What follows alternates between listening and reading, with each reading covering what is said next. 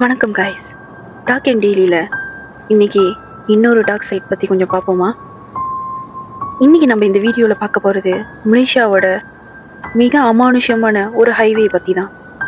Malaysia காரக் highway. மலேசியாவில் உள்ளவங்க யாருக்குமே இந்த ஹைவே பற்றி தெரியாமல் இருக்க வாய்ப்பே இல்லை. பல வருஷங்களாகவே இந்த ஹைவேல சொல்ல முடியாத, விவரிக்க முடியாத நிறைய விபத்துகள் நடந்துக்கிட்டு தான் இருக்கு.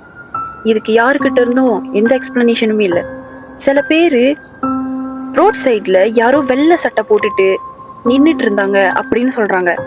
இன்னும் சில பேர் யாருன்னே தெரியாத ஒரு காடி அவங்கள கிராஸ் பண்ணி போகிறதாகவும் அதை அவங்க ஓவர்டேக் பண்ணி போகிறப்ப காடி உள்ள யாருமே இல்லை அப்படின்னும் சொல்கிறாங்க. இன்னும் சில பேர் நாங்கள் டிரைவ் பண்ணிட்டு போயிட்டு இருக்கிறப்ப நடுவில் யாரோ கிராஸ் பண்ண மாதிரி இருக்கு அப்படின்னு சொல்கிறாங்க. இது எல்லாமே எந்த அளவுக்கு உண்மை அப்படின்னு நமக்கு தெரியாது. ஆனால் இந்த காரக் ஹைவேல நடந்து நிறைய பேரால பேசப்பட்ட ஒரு சம்பவத்தை தான் இந்த வீடியோவில் நம்ம பார்க்க போறோம்.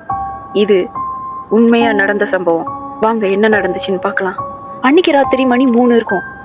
அந்த ராத்திரி வழக்கம் போல போலீஸ் ஆஃபீஸர் ஹஃபீஸும் விஜயும் ரோந்து பண்ணிட்டு இருந்தாங்க. அதாவது நைட் டியூட்டிக்கு போயிட்டு இருந்தாங்க.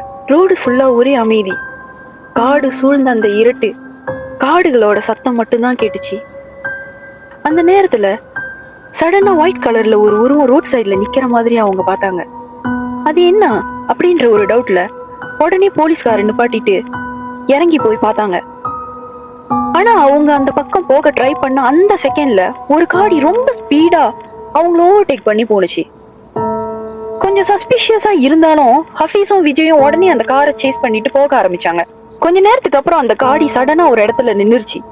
கார்ல இருந்து ஒருத்தவங்க வெளிர்னு முகத்தோட பயத்தோடையும் நடுக்கத்தோடையும் இறங்கி வந்து ஒரு திசைய காட்டி கை காட்டியே நின்னாங்க. அவங்களோட குரல் நடுக்கத்துல, அங்க அங்க ஒரு கார் அப்படின்னு சொல்ல தொடங்கினாங்க. அவங்க 2 பேருமே அவர் பின்னாடியே போனாங்க. அங்க அந்த இடத்துல அவங்க பார்த்த ஒரு சீன் அவங்க 2 பேர் லைஃப்லயுமே மறக்க முடியாது. ரோடு ஃபுல்லா ரத்தம். யாரோ ஒருத்தவங்களோட உடம்ப தரையில தேய்ச்சி இழுத்துட்டு போனா எப்படி இருக்குமோ அந்த மாதிரி ரத்தம் அங்கங்க ரோடு ஃபுல்லா செதறி கிடந்துச்சு. அந்த பிளட் ட்ரேல அப்படியே ஃபாலோ பண்ணிட்டு ஹஃபீஸும் விஜயும் போக ஆரம்பிச்சாங்க. போனவங்க சடனா ஒரு இடத்துல நின்னாங்க. என்ன? ஒரு காரு. அது மேல லாங் ஹேர், வெள்ளையான ஃபேஸ், நீண்ட கூர்மையான பற்கள் வச்சிருந்து ஒரு பயங்கரமான உருவம் ஒரு மனுஷனோட உடம்ப கிழிச்சு சாப்பிட்டுக்கிட்டு இருந்துச்சு. அந்த நொடி அந்த உருவம் மெதுவா தலையை தூக்கி விஜயையும் ஹஃபீஸையும் பார்த்துச்சு. பயத்துல என்ன பண்றதுன்னு தெரியாம ஹஃபீஸும் விஜயும் அவங்க கையில இருந்த துப்பாக்கியை எடுத்து அந்த வெள்ளை உருவத்தை நோக்கி நீட்டினாங்க. அப்பதான் அவங்க உணர்ந்தாங்க காடிக்குள்ள ஒரு பெண்மணியும் அவங்களோட குழந்தையும் உட்கார்ந்து இருக்கிறத. உடனடியா அந்த பெண்ணை அவங்க காடியை விட்டு இறங்க சொன்னாங்க. போலீஸை பார்த்து அந்த பெண்ணும் சீக்கிரமா காடியை விட்டு இறங்குனாங்க.